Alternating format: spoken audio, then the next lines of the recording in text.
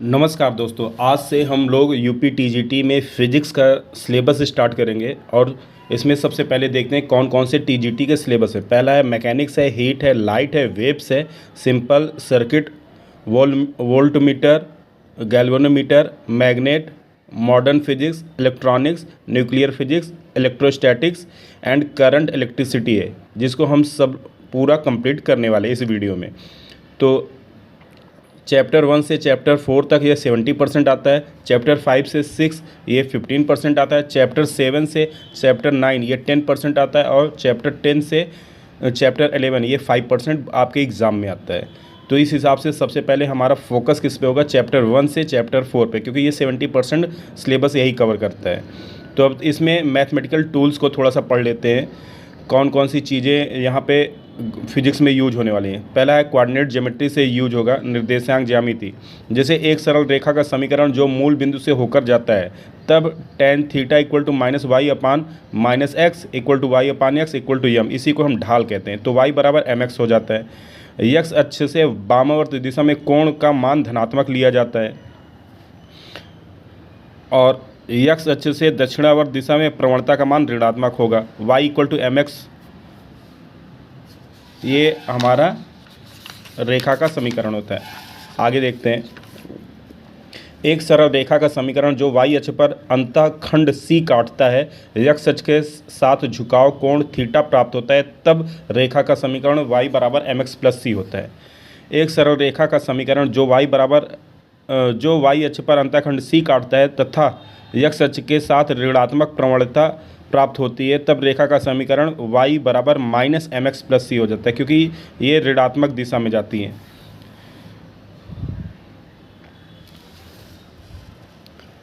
अब इस पे बेस कुछ क्वेश्चन देख लेते हैं। कोई कण विराम अवस्था में है तथा यह मूल बिंदु से 5 मीटर की दूरी पर है। कण के लिए दूरी समय वक्र या विस्थापन वक्र खींचिए। तो इसका वक्र हम इस प्रकार से खींच देंगे। दूसरा प्रश्न है, कोई कण ऋजुरेखी पथ पर नियत चाल से गतिमान है। कण की गति अवस्था के लिए विस्थापन समय अथवा दूरी समय वक्र खींचिए। v इक्वल टू एम बराबर tan थीटा, तो dx upon dt equal to constant हो जाएगा। तीसरा प्रश्न है, कोई कण नियत समय से ऋजुरेखी पथ पर गतिमान है। यदि गति के विस्थापन अथवा दूरी को y अक्ष पर तथा समय को x अक्ष पर दिखाया जाए तो एक सरल सीधी रेखा प्राप्त होती है जो कि x अक्ष से 60 अंश कोण पर है। तो गतिमान कण की चाल क्या होगी? विस्थापन मीटर में है, समय यस सेकंड में। तो v बराबर tan 60, तो dx अपान dt, तो v बराबर tan 60 का मान होता है √3, तो ये हो गया √3 मीटर पर second.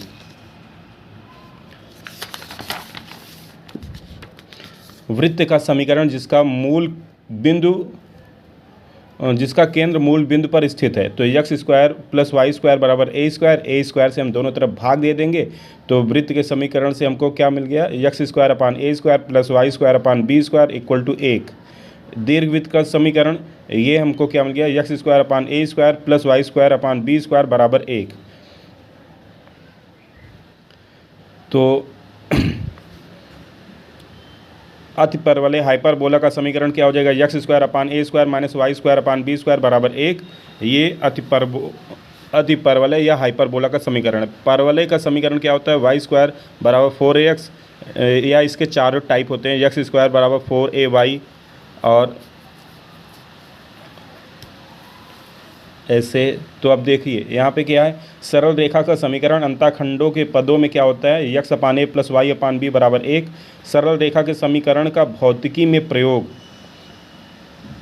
F R S proportional to minus F G, F proportional to minus X, F resistance minus K x.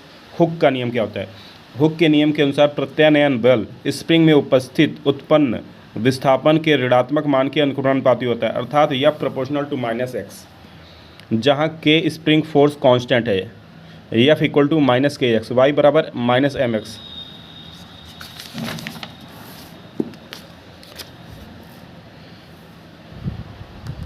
y equal to minus M X. X किरणों का रेखीय स्पेक्ट्रम की व्याख्या करने के लिए मोजले ने आवृत्ति तथा तरंग तरंग संख्या न्यू तथा परमाणु क्रमांक जेड के पदों में निम्न सूत्र का निगमन किया जो उपरोक्त है। आइंस्टीन के प्रकाश वैद्युत सिद्धांत के अनुसार किसी धातु पृष्ठ पर प्रकाश फोटान की एनर्जी hν आपतित करने पर फोटान की कुछ ऊर्जा धातु सतह द्वारा अवशोषित हो जाती है तथा शेष ऊर्जा इलेक्ट्रॉन को काइनेटिक एनर्जी के रूप में प्राप्त हो जाती है। अतः फोटान की कुल ऊर्जा बराबर गतिज ऊर्जा प्लस कार्य फलन होता है। तो E बराबर E K plus W, hν equal to E K plus W, E K plus W equal to hν। तो E K equal to hν minus W, W equal to mx minus C. अब चौथा, ऋज रेखी गति के प्रथम समीकरण के लिए वेग v व समय t वक्र खींचिए। तो v equal to U plus A T, V equal to A T plus U, Y equal to M X plus C हो जाएगा कंपेयर करेंगे तो। सममितीय परवलय का समीकरण y equal to A X minus B X square. वृत्त का समीकरण जिसका केंद्र मूल बिंदु पर स्थित है। कोई कण एक समान वृत्तीय गति में सरल आवर्त गति कर रहा है। गतिमान कण का किसी समय वेग u equal to W root A square minus Y square, where a equal to कंपन का आयाम, w इक्वल टू कोणीय वेग, y क्या है, विस्थापन है। तो इस प्रकार से v square upon A square plus Y square upon A square बराबर 1। तो ये दीर्घवृत्तीय पथ हो जाएगा। सरल आवर्त गति करते समय किसी एक कण का पथ एक सरल रेखा अथवा दीर्घवृत्त अथवा वृत्त हो सकता है। मतलब सरल आवर्त गति करते समय किसी कण का पथ एक सरल रेखा अथवा दीर्घवृत्त अथवा वृत्त हो सकता है। तीन चीज़ें हैं। अब ट्रिग्नोमेट्री के कॉन्सेप्ट देख लेते हैं। संपूर्ण त्रिभुज में न्यून कोण के सामने की भुजा लंब होती है। 90 अंश के कोण के सामने की भुजा कर्ण व शेष तीसरी भुजा आधार होती है। तो यदि किसी त्रिभुज की तीन भुजाएं ज्ञात हैं तो उनके अंतः कोणों का मान निम्न प्रकार से ज्ञात कर सकते हैं। जैसे कोसाइन रूल कहते हैं, cos theta equal to A square plus C square minus B square upon 2ac। तो ये कोसाइन फार्मूला है, मैथ से आता है। और ये साइन रूल है, साइन फार्मूला। उसके बाद find T A T B omega. तो T A equal to sine 90 plus 30, T A upon sine 90, ये आपका साइन फार्मूला है। अब ये कोज्जा रूल से आता है, दिक कोज्जा rule. Cos square alpha plus cos square beta plus cos square gamma equal to 1, या इसी को L square plus M square plus N square बराबर 1 भी कहते हैं। और यहाँ से sine square alpha plus sine square beta plus sine square gamma की वैल्यू क्या हो जाती है, 2 हो जाती है। ई का मान कितना होता है, ई का मान 2.718 होता है। 2.718 ई का मान, ये भी इम्पोर्टेंट है, आता है, यूज करना पड़ेगा। अब देखते हैं आपका पहला फर्स्ट लेसन जो कि है मेजरमेंट एंड एरर। इम्पॉर्टेंट है, इसमें से क्वेश्चन आपके फंसते हैं। तो मेजरमेंट, किसी भौतिक राशि को किसी यंत्र की सहायता से तुलनात्मक अध्ययन द्वारा सार्थक अंकों व मात्रक के रूप में व्यक्त करना मापन कहलाता है। मूल राशियों एवं पूरक राशियों तथा व्युत्पन्न राशियों की माप विभिन्न भौतिक उपकरणों द्वारा की जाती है। मेजरमेंट नंबर में किया जाता है जो सिग्निफिकेंट फिगर में रहेगा, या यूनिट रहेगी, दो चीज़ें। मेजरमेंट परिमाण मैग्नीट्यूड रहेगा। किसी भौतिक राशि के परिमाण की माप करते समय प्रयोग की जाने वाली संख्या उसके मात्रक के व्युत्क्रमानुपाती होती है, अर्थात n proportional to 1 upon U, n equal to k upon U. तो 1 rm बराबर 1000 मीटर हो गया, 1 m बराबर 100 मीटर, तो ये 1000 mm हो गया। n1 u1 equal to n2 u2 constant हो गया। रेक्टेंगुलर हाइपरबोलिक आयताकार अतिपरवलय मापन की पद्धतियाँ MKSA। मूल राशियों का मापन, लंबाई का मापन मीटर, तो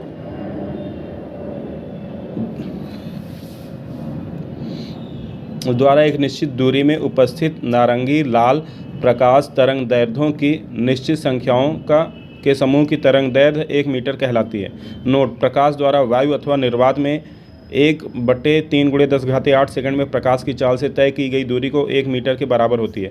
c बराबर x अपान t, तो x बराबर 1 मीटर। समय का मापन सेकंड में करेंगे। C5 133 परमाणु द्वारा उत्सर्जित तरंगों के समय के कंपन की एक निश्चित संख्या 9, 192, 631, 777, 70 1 सेकंड के बराबर मान ली जाती है। द्रव्यमान का मापन। C32 परमाणु स्थायी कार्बन के एक निश्चित समूह 6.023 × 10⁻25 का द्रव्यमान 1 किलोग्राम के बराबर मान लिया जाता है। विद्युत धारा का मापन एम्पियर में। PQ = RS = L 1 metre. तो F/L μ0/2 पाई I/R F/L 2 × 10⁻⁷ I²/R।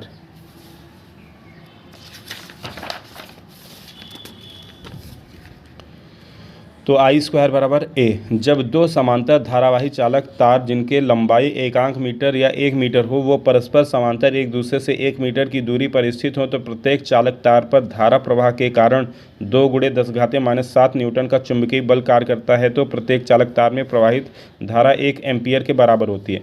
ताप का मापन केल्विन। एक एटीएम दाब पर जल के त्रिक बिंदु के ताप का 1/273.16वां भाग होता है 1 केल्विन के बराबर होता है। जो तीव्रता का मापन। कैंडेला किसी प्रकाश स्रोत द्वारा किसी निश्चित दिशा में किसी पृष्ठ पर 1/6 लाख मीटर स्क्वायर क्षेत्रफल पर आपतित प्रकाश की तीव्रता एक कैंडेला के बराबर होती है। ज्योति तीव्रता किसी समदैशिक बिंदु प्रकाश स्रोत द्वारा किसी निश्चित दिशा में प्रति एकांक धन कोण में उत्सर्जित ज्योति फ्लक्स का परिमाण जो तीव्रता के बराबर होता है। जो तीव्रता का मात्रक ल्यूमेन/स्टेरेडियन होता है। एक कैंडेला बराबर ल्यूमेन/स्टेरेडियन धन कोण का मात्रक है। पदार्थ की मात्रा का मापन मोल में होता है। स्थायी कार्बन के C6 12 ग्राम परमाणु में उपस्थित परमाणुओं की कुल संख्या 6.023 × 10⁻23 1 मोल के बराबर मान ली जाती है। प्रकाश की चाल वायु अथवा निर्वात में अधिकतम शुद्ध सार्थक अंकों के पदों में निम्न प्राप्त होती है। 299,792.458 × 10⁸ मीटर पर सेकंड 3.0 × 10⁸ मीटर पर सेकंड। मापन की अन्य विधियाँ। द्रव्यमान की माप। चंद्रशेखर सीमा द्रव्यमान मापन की एक बड़ी इकाई। चंद्रशेखर सीमा बराबर 1.4 × सूर्य का द्रव्यमान। दूरी का अन्य मात्रक। खगोलीय मात्रक पृथ्वी व सूर्य के बीच की औसत दूरी मापन की इकाई खगोलीय मात्रक है। 1 AU बराबर 1.496 × 10⁻11 मीटर होती है। प्रकाश वर्ष प्रकाश द्वारा वायु अथवा निर्वात में एक वर्ष में तय की गई प्रकाश वर्ष कहलाती है। यक्स बराबर CT। यक्स बराबर इतना हो गया तो एक लाइट ईयर बराबर 9.46 × 10⁻15 मीटर होता है। पारसेक किसी चाप द्वारा किसी बिंदु पर अंतरित कोण 1 सेकंड के बराबर हो तथा चाप एक खगोलीय मात्रक के बराबर हो तब उस बिंदु से चाप पर खींची गई स्पर्शी एक पारसेक के बराबर होती है। थीटा बराबर AB arc/r 1 degree equal to 1 AU/1 parsec 1 parsec equal to 1 AU/1 degree 1 parsec equal to 3.1 light year. Sonar sound navigation सामुदायिक सामुद्रिक दूरी अथवा समुद्र में किसी वस्तु की स्थिति ज्ञात करने के लिए सोनार का उपयोग किया जाता है। Laser light amplification by stimulated emission of radiation कोण मापने के लिए यूज होता है। अरर अब अगली हेडिंग है अरर। किसी भौतिक राशि के यथार्थ मान से कोई भिन्न मान प्राप्त करना त्रुटि कहलाती है। किसी मापक यंत्र के यथार्थ मान से अथवा उसके अल्पतमांक से कोई भिन्न मान प्राप्त करना त्रुटि कहलाती है। वर्नियर कैलिपर्स का अल्पतमांक 0.1 mm है। वर्नियर कैलिपर्स द्वारा किसी तार की मोटाई ज्ञात करने पर प्राप्त मान D 4.56 mm है। मापन के आधार पर त्रुटियों के प्रकार। निरपेक्ष त्रुटि एब्सोल्यूट एरर वास्तविक मान तथा प्रेक्षित मान का अंतर निरपेक्ष त्रुटि कहलाता है। Absolute error standard value minus observe value. Question G 9.8 metre पर सेकंड तो G एक्सपेरिमेंट में क्या आ गया 9.6 आ गया तो दोनों का डिफरेंस 0.2 मीटर पर सेकंड ये एरर हो जाता है। निरपेक्ष त्रुटि का मान धनात्मक तथा अथवा ऋणात्मक प्राप्त हो सकता है परंतु शून्य नहीं प्राप्त हो सकता।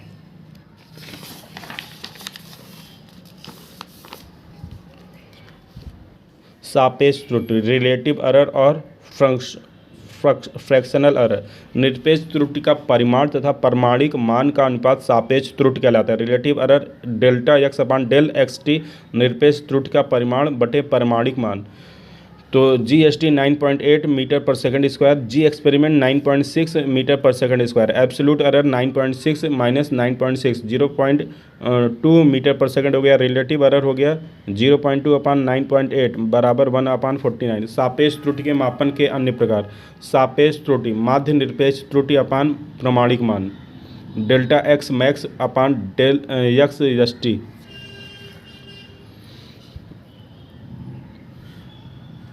1.2 mm D1 1.1 mm, तो D2 हो गया 1.3 mm, D3 1.4 mm।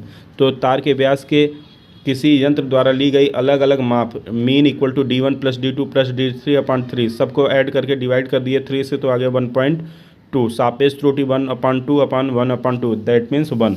अब परसेंटेज एरर, परसेंटेज एरर क्या हो जाएगा, डेल्टा एक्स अपान एक्स गुणे 100%। त्रुटियों का समायोजन, जोड़ने में त्रुटियां किसी एक ही स्केल पर दो विभिन्न भौतिक राशियों के अथवा एक ही राशि के दो अलग अलग प्रमाणित मान ए व बी प्राप्त होते हैं, अतः ए व बी के योग का प्रमाणित मान x है, अतः x बराबर a प्लस बी। ए के मापन में निरपेक्ष त्रुटि डेल्टा ए तथा बी के मापन में डेल्टा बी है, तो डेल्टा x क्या हो जाएगा, delta A plus delta B.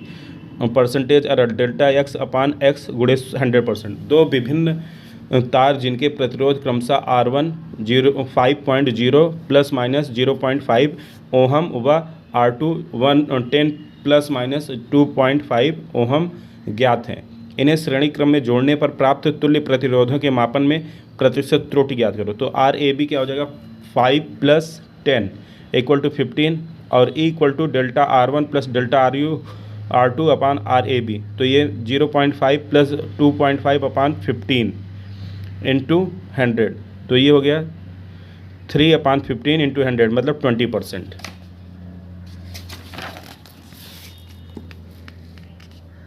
अगला प्रश्न है,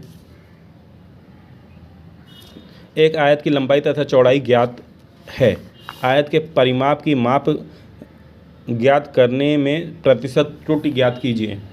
आयत का परिमाप 2L प्लस बी बराबर 2 6 प्लस 4 2 गुणे 10 घाते 4 बराबर 20 मीटर हो जाएगा। तो डेल्टा एक्स बराबर delta A plus delta B 0.1 plus 0.1 equal to 0.2 E equal to delta X upon X गुणे 100। तो ई बराबर आ गया आपका 1%। घटाने में त्रुटियाँ,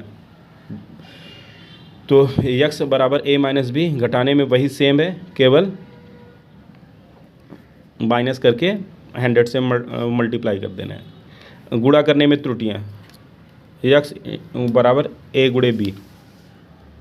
घनाभ का आयतन ज्ञात करने में परसेंटेज एरर बताइए। तो v बराबर LBH होता है डेल्टा v अपान वी गुणे 100%, तो सब में ये कर देंगे डेल्टा L प्लस अपान L प्लस डेल्टा v, सब में 100% हो गया और इसमें रख के हम सॉल्व कर देंगे। भाग देने में त्रुटि ऐसे हो जाएगी।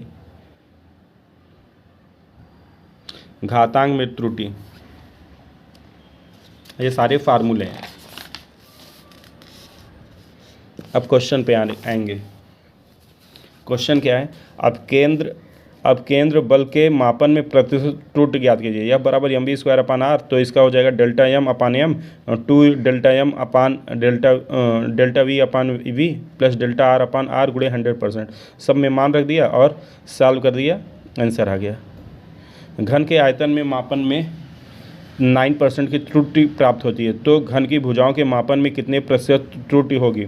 v equal to A cube, तो डेल्टा v अपान वी गुणे 100% बराबर 3 डेल्टा ए अपान ए गुणे 100%, तो 9% बराबर 3e इक्वल टू 9 अपान 3 बराबर 3%। मोल के आयतन के मापन में परसेंट त्रुटि बताइए, जबकि उसके द्रव्यमान व त्रिज्या के मापन में पोटेंशियल एनर्जी ज्ञात है। तो डेल्टा एम अपान एम गुणे 100 बराबर 1.0% हो गया।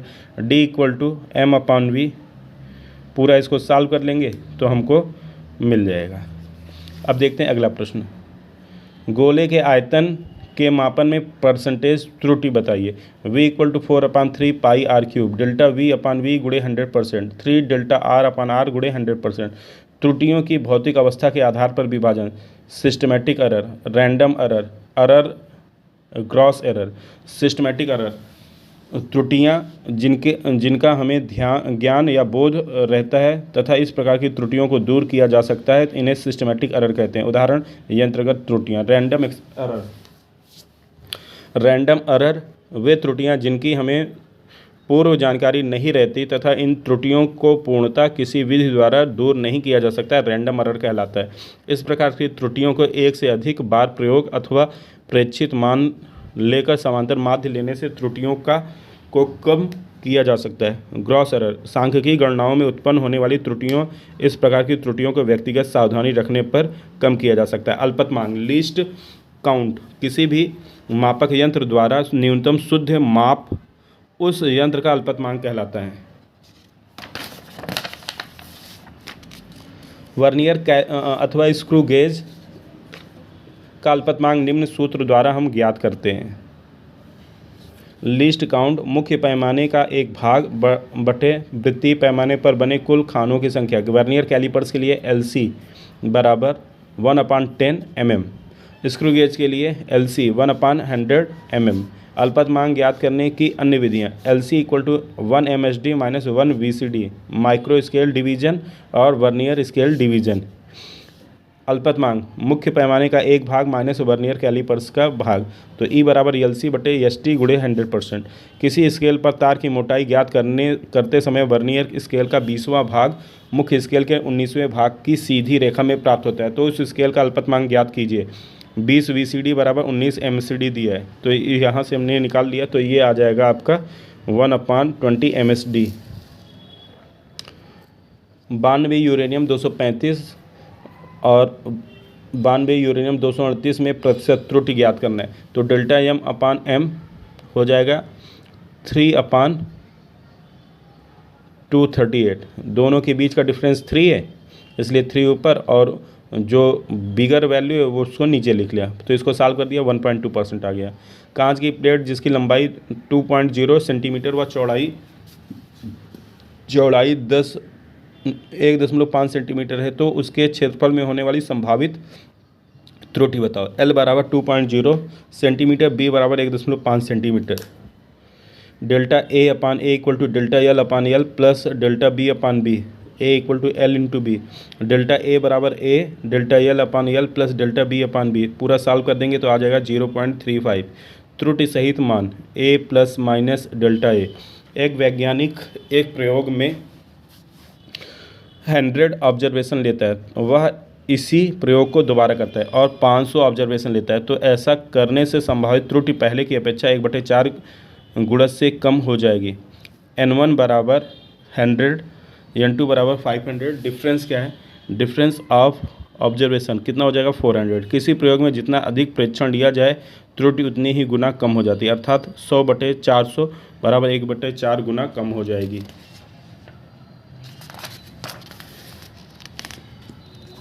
अगला क्वेश्चन है, एक वर्नियर कैलिपर्स में वर्नियर पैमाने के n भाग मुख्य पैमाने के n-1 भाग से मिलते हैं। उपकरण का अल्पतमांक होगा LC बराबर 1 MSD - 1 VCD, तो इसको पूरा सॉल्व करेंगे n-1/n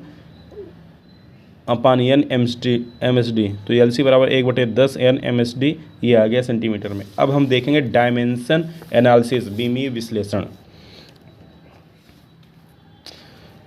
किसी भी व्युत्पन्न राशि की माप करते समय प्रयुक्त की जाने वाली मूल राशियों के प्रतीकों अथवा मात्रकों के ऊपर व्यक्त की जाने वाली घातें बीमा कहलाती हैं। V = L, तो ये आ गया मीटर क्यूब। अब इसको हम L³ डायमेंशन लिखेंगे। बीमा कोई भिन्नात्मक, धनात्मक, ऋणात्मक अथवा शून्य प्राप्त हो सकता है। डायमेंशन एनालिसिस किसी व्युत्पन्न राशि के मापन में मूल राशियों का संबंध उस व्युत्पन्न राशि को प्रदर्शित करने के लिए जिस सूत्र का प्रयोग किया जाता है उसे बीमीय विश्लेषण कहते हैं। अर्थात बीमीय विश्लेषण से हमें यह ज्ञात होता है कि किसी भी भौतिक राशि की माप करते समय कोई मूल राशि कितनी बार तथा किस अवस्था में सम्मिलित है। बीमाओं के उपयोग, किसी भौतिक राशि को एक पद्धति से किसी दूसरी पद्धति में परिवर्तित करने के लिए बीमाओं का उपयोग किया जाता है। N1 U1 बराबर N2 U2, N2 बराबर क्या हो जाएगा? N1 U1/U2। N2 बराबर N1 M1 अपान M2 X L1 अपान L2 Y T1 अपान T2 Z की पावर n। बीमी विधि द्वारा भौतिक राशियों में संबंध ज्ञात करना। इस विधि द्वारा अधिकतम 3 स्वतंत्र भौतिक राशियों में संबंध स्थापित किए जाते हैं। अब केंद्रीय बल के मापन में प्रयुक्त भौतिक राशियां द्रव्यमान कण की चाल तथा वृत्त की त्रिज्या की विमाएँ क्या होंगी। Fc इक्वल टू MAVB, ये सारे सॉल्व करेंगे तो ये आ गया MV²R-1। सरल लोलक के दोलन की गणना करते समय प्रयुक्त की गई सरल लोलक की लंबाई तथा गुरुत्वीय त्वरण की विमाएँ ज्ञात कीजिए। तो ये हो जाएगा इसका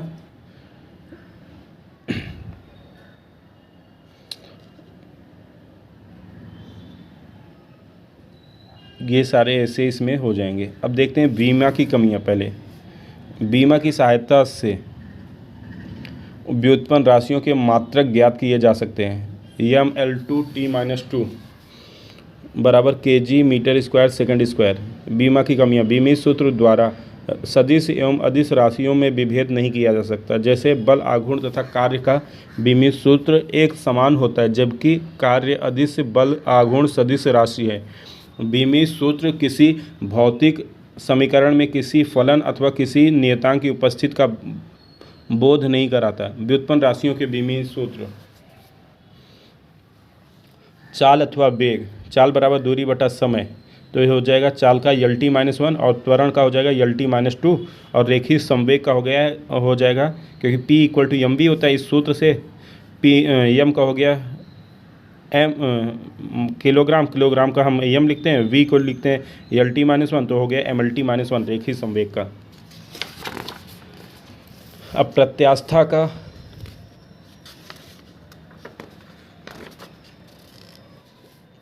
बल का देख लेते हैं। बल का क्या होता है, F equal to MA, F equal to MA होता है, तो MLT-2 हो जाएगा। वर्क का भी ML2T-2 हो जाएगा क्योंकि एनर्जी को हम क्या लिख सकते हैं, kilogram metre square upon second square. वैद्युत विभव electrical potential V equal to W upon Q joule पर ampere second. ML2T-2 upon 80 ML2T-3A-1 गुरुत्वीय विभव ग्रेविटेशनल पोटेंशियल M0L2T-2 विद्युत क्षेत्र की तीव्रता E इक्वल टू MLA-1T-3 ध्वनि की तीव्रता I equal to W upon 80, तो हो जाएगा ML0T-3 ऊर्जा घनत्व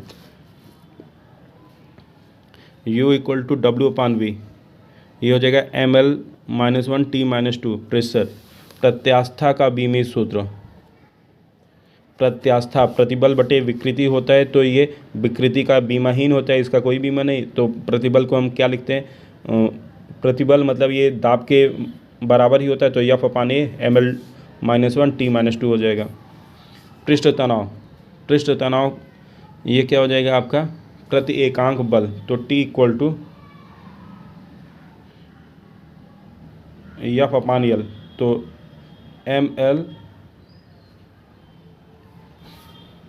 ML-T-2 अपान L, तो ML0T-2 अपान MT-2 श्यानता गुणांक स्टोक फार्मूले से आएगा F equal to 6 pi eta RV, तो ईटा बराबर F अपान 6 ईटा RV, तो इसका हो जाएगा क्या श्यानता का ML-1T-1। बोल्ट्जमान नियतांक PV इक्वल टू nRT से W इक्वल टू PV, तो K हमको निकालना है, तो K इक्वल टू क्या हो जाएगा W अपान NT। W क्या है, वर्क डन है, इसलिए ML2T-2 और NT क्या है, मोल थीटा हो जाएगा इसका, तो अब PV equal to RT, R का हो जाएगा क्या ML2T-2 θ-1 और ग्रेविटेशनल फोर्स का हो जाएगा M-1L3T-2।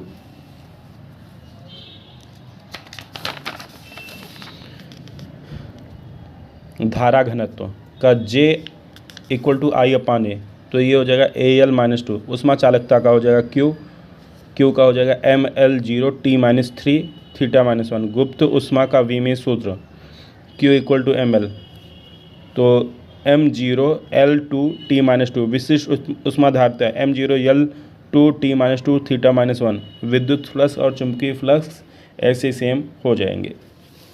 अब देखते हैं वास्तविक गैसों के लिए गैसीय समीकरण में प्रयुक्त नियतांकों की बीमाएँ।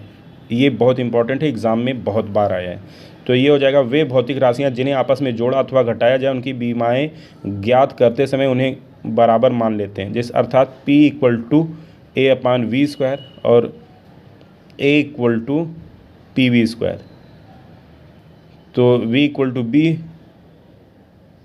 और B = L3। इम्पॉर्टेंट है अगला, किसी बीजगणितीय फलन अथवा त्रिकोणमितीय फलन अथवा लघुगणितीय फलन की बीमाएँ नहीं होती, अतः इनकी घात व्यक्त की जाने वाली राशियों के समूह की कोई बीमा नहीं होगी। यदि समूह को गुणा अथवा भाग के रूप में व्यक्त किया जाए तो इसे दूसरे पक्ष में एक लिखकर नियतांक के बीमीय सूत्र ज्ञात कर सकते हैं। जैसे P = P0 e⁻t² A/x।